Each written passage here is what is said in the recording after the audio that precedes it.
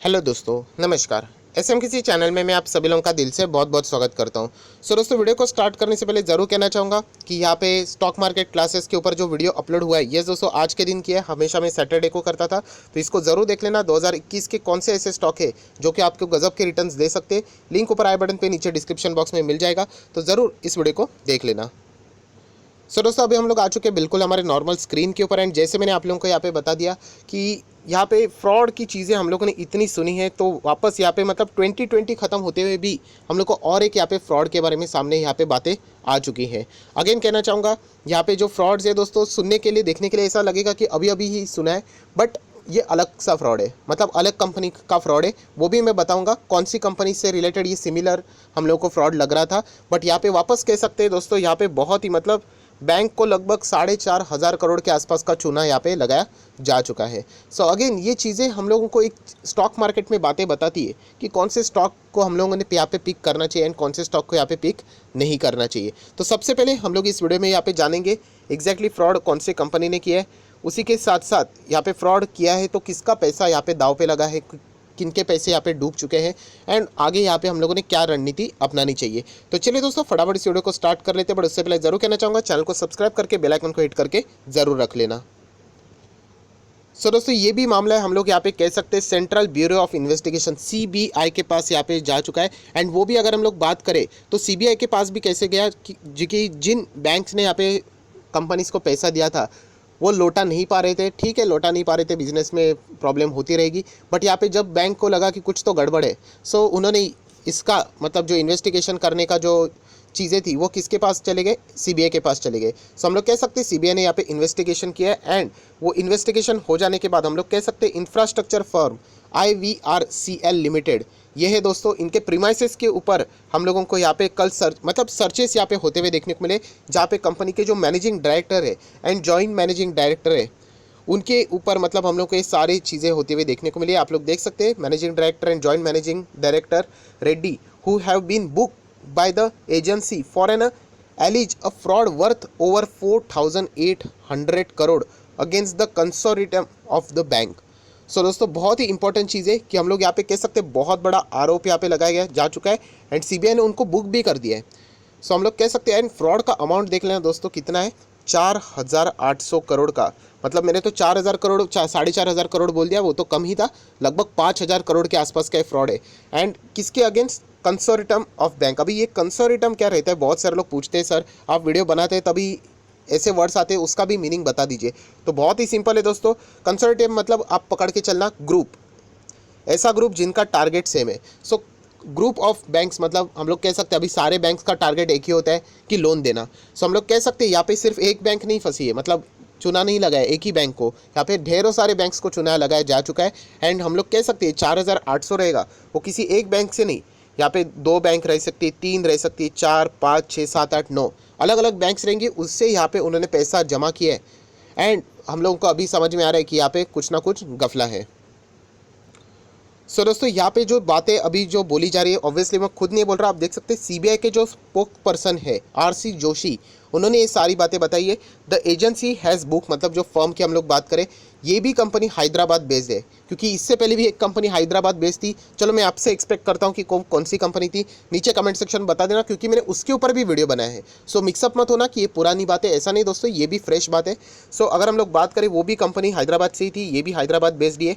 And it's director on a complaint from state bank of India, और ये बात मैं नहीं बोल रहा हूँ, CBI spoke person RC Joshi ने यहाँ पे बोल दिया है। अभी जैसे हम लोगों ने देख लिया कि ग्रुप ऑफ बैंक की बात हो रही, कंसोर्टियम की यहाँ पे बात हो रही, तो स्टेट बैंक ऑफ इंडिया अकेला नहीं है, उसके साथ और भी बैंक्स रहेंगे, उनके साथ यहाँ पे हम लोगों को ये फ्रॉड होते हुए देखने को मिल चुका है। सो यही चीज़ें अभी हम लोग को यहाँ पे देखनी है। देखिए ये सारी चीज़ें किसने बताई है, आप पढ़ सकते हो, RC जोशी ने ही बताई, जो कि सीबीआई के स्पोक पर्सन है। सो ये मत सोचना मैं अपने मन की यहाँ पे बात बता रहा हूँ। सो आप लोग कह सकते हैं ये जो फ्रॉड है यहाँ पे public servant and other different consortium यहाँ पे देखने को मिले हैं।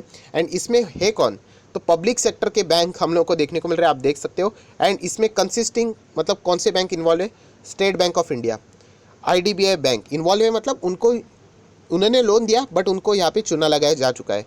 Canara bank, Andhra bank, corporation bank, Exim bank, उसी के साथ साथ पंजाब एंड सिंध बैंक, आप नीचे यहाँ पे देख सकते हो, union bank of India and इसका जो टोटल यहाँ पे लग रहा है 4800 बोलने के लिए, बट एक्चुअली 4837 करोड़, ये टोटली इतना अमाउंट हम लोग कह सकते हैं यहाँ पे फ्रॉड के हिसाब, मतलब फ्रॉड किया गया, चीटिंग करके यहाँ पे क्या कर दिया गया, बैंक से पैसा उठाया गया है।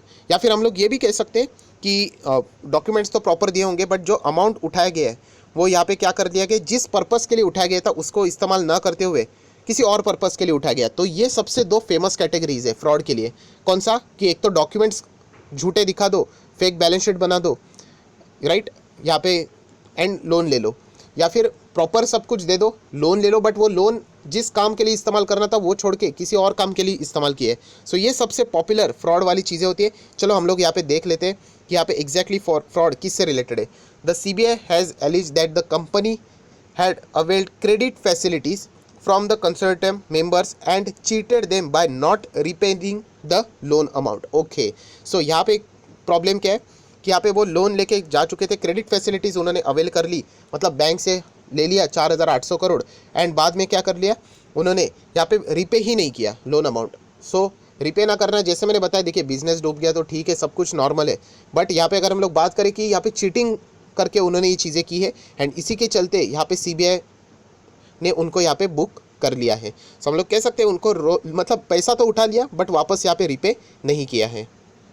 सो दोस्तों, मिस्टर जोशी ने यहाँ पे और भी कुछ चीज़ें बताई है जो कि हम लोग को यहाँ पे देखना है, एंड ये किससे सामने आ चुकी है। इट वाज आल्सो एलिज, मतलब आरोप लगाया गया that as per the forensic audit report है। भाई ये फॉरेंसिक ऑडिट क्या रहती है, जब कोई भी ऐसे ये मतलब बोलते हैं ना डाउटफुल सिचुएशन रहती है, मतलब हम लोग कह सकते हैं, बेस्ट एग्जांपल मैं बताना चाहूँगा, इन्फोसिस विसल ब्लोअर का जो इशू हुआ था ना, तभी इन्फोसिस के ऊपर भी ये फॉरेंसिक ऑडिट का मतलब ये न्यूज़ सामने आ रहा था। एक्चुअली ये अच्छी बात होती है क्योंकि जो भी फ्रॉड रहेगा, जो भी यहाँ पे जो गफला अंदर चलता रहता है वो बाहर आ जाता है। सो ये फॉरेंसिक ऑडिट यहाँ पे करेगी, एंड उसके रिपोर्ट के मुताबिक यहाँ पे और एक चीज़ सामने आ गई, एंड वो क्या थी, the company made the payment to the related parties through the letter of credit without recording any purchase transaction in the books and routed the funds to the account of the company and thereby the misappropriated the banks fund. So जो मैंने आप लोगों को second example बताया यही था कि उन्होंने पैसा तो उठा लिया, ठीक है, बट उन्होंने क्या कर दिया, और मतलब यहाँ पे आप देख सकते हो